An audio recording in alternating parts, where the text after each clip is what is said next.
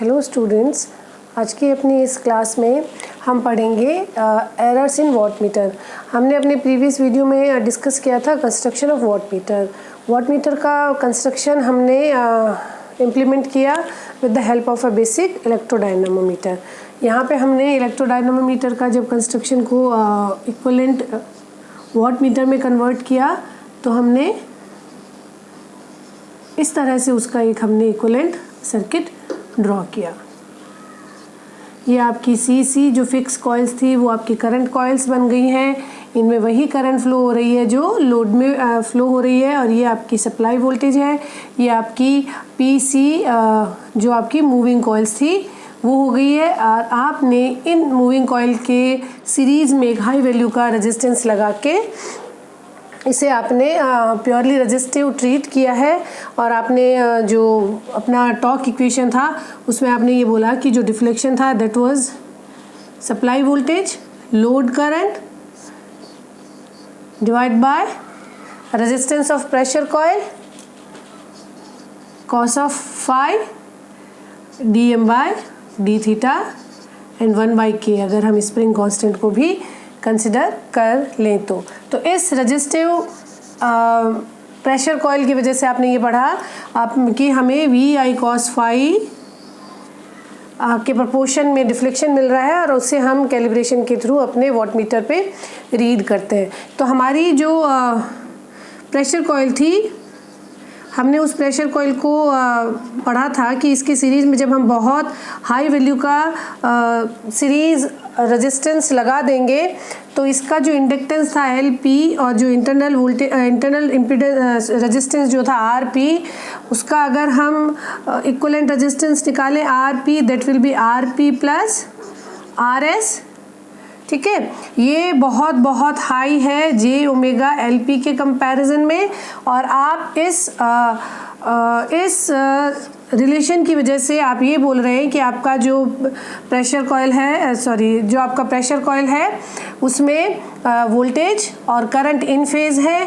तो IP को आपने लिखा V/RP।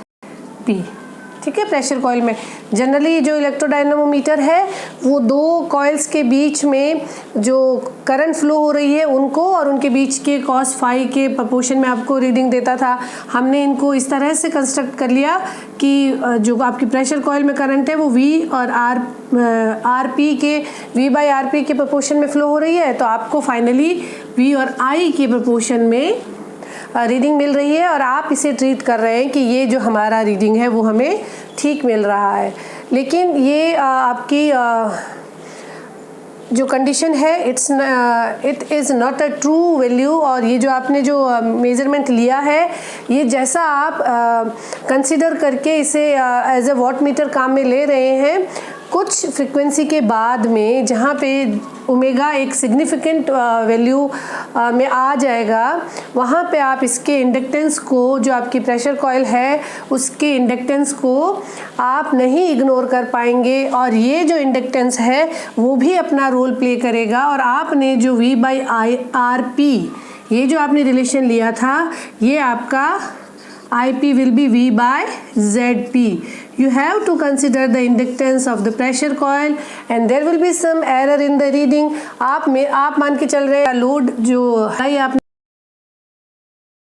दिया वो V है, और उनके बीच में लोड के टाइप के accordingly cos phi power factor है, तो आपकी जो ट्रू रीडिंग आनी चाहिए थी that should be VI cos phi.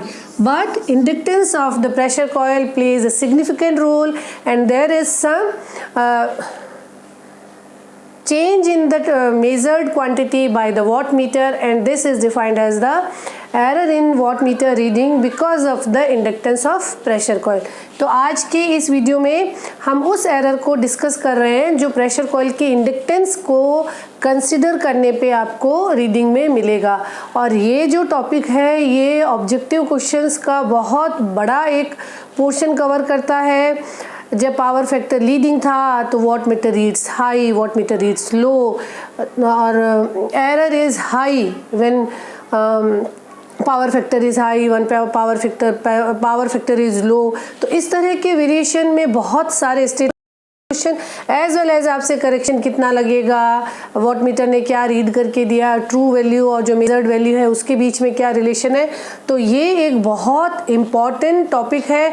Even watt meter के कंस्ट्रक्शन से भी ज़्यादा जो आपका प्रॉब्लम हैंडलिंग पोर्शन है वो आपका एरर इन वॉट मीटर, और उसमें भी error in watt meter because of the inductance of pressure coil जो है वो कंसिडर किया जाता है। तो हम इसी सेक्शन को कवर करते हैं। ठीक है, तो हम डिटेल में पढ़ते हैं कि क्या हम सोच रहे थे कि हम पढ़ रहे हैं और क्या हमें ठीक है।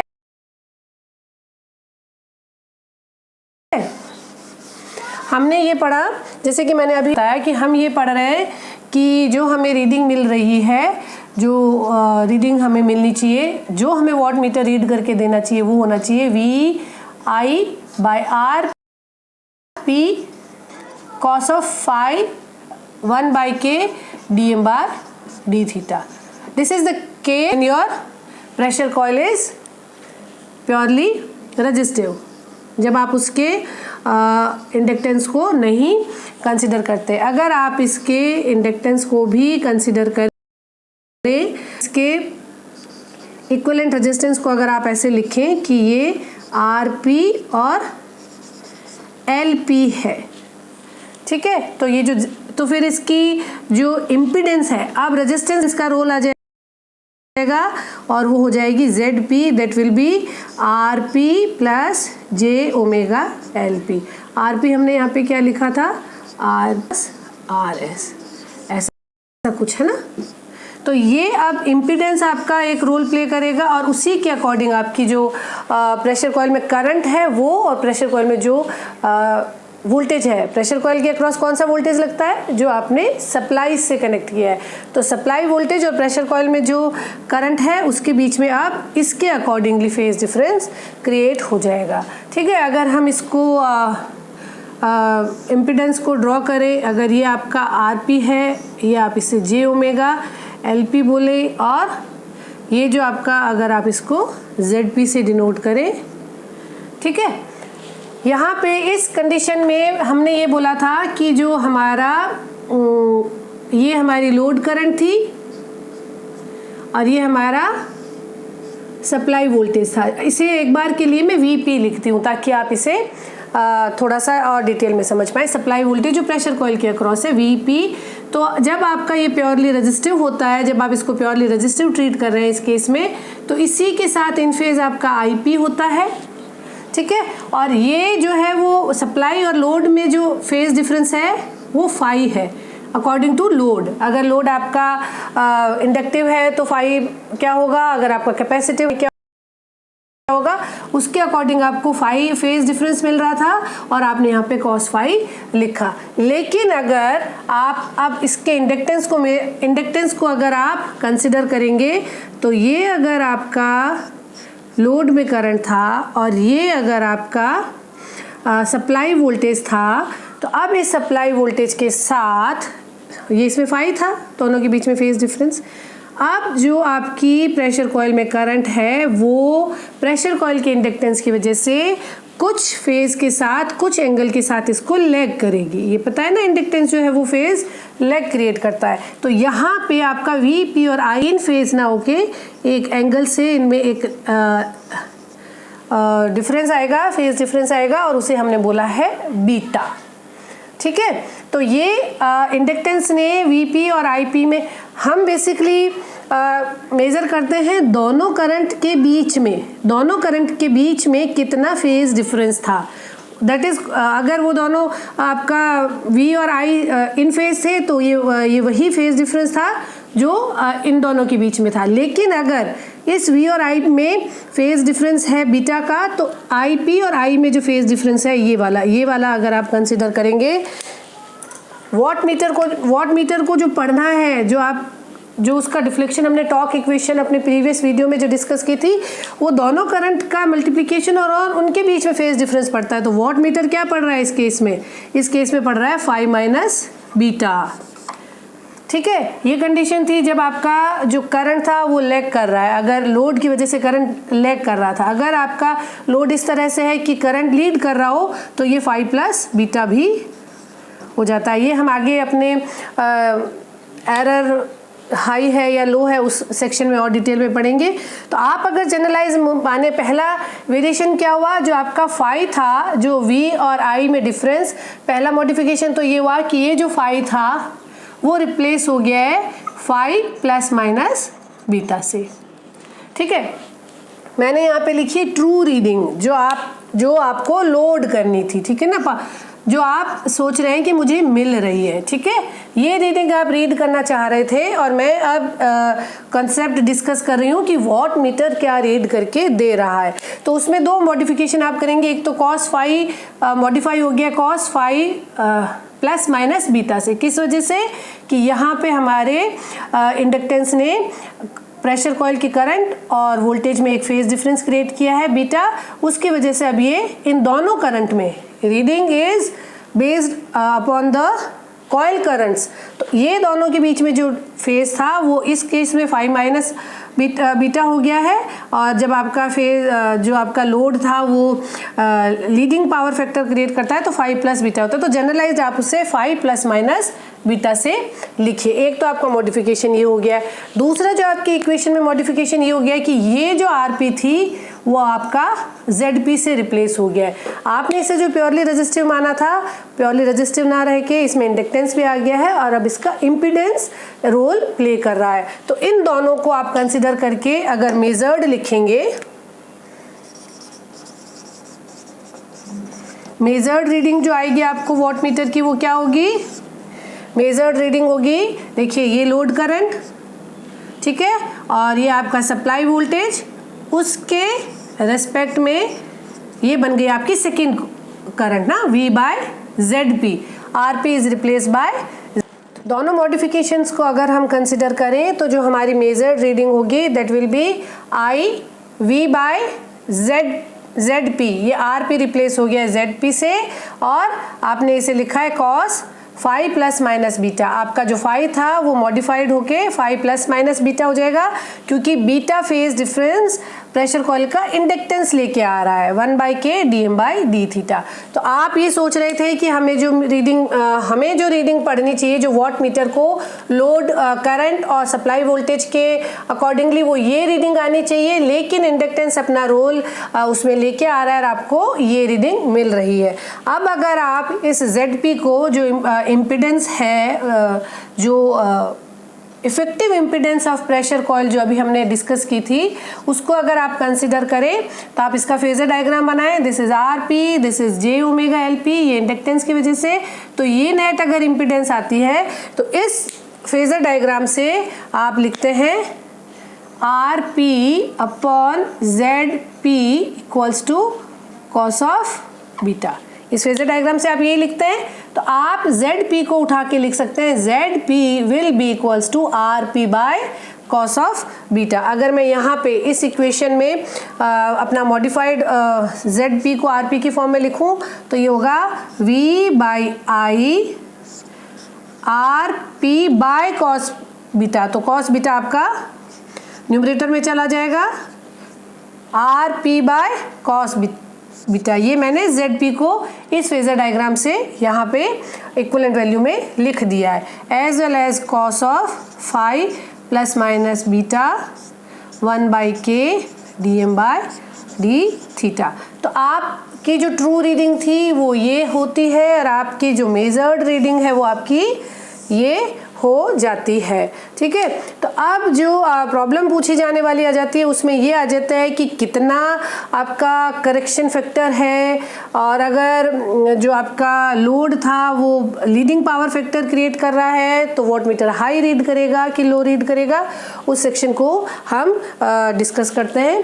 तो अगर हम यहाँ से इसमें पहले अगर हम कंसिडर करें करेक्शन फैक्टर की, अगर आप ट्रू बाय, ये आई थिंक आप लोगों को समझ में आएगा कि ये हमने जो मेजर्ड वैल्यू जो हमें वॉट मीटर से मिली वो हमने कैसे कैलकुलेट की।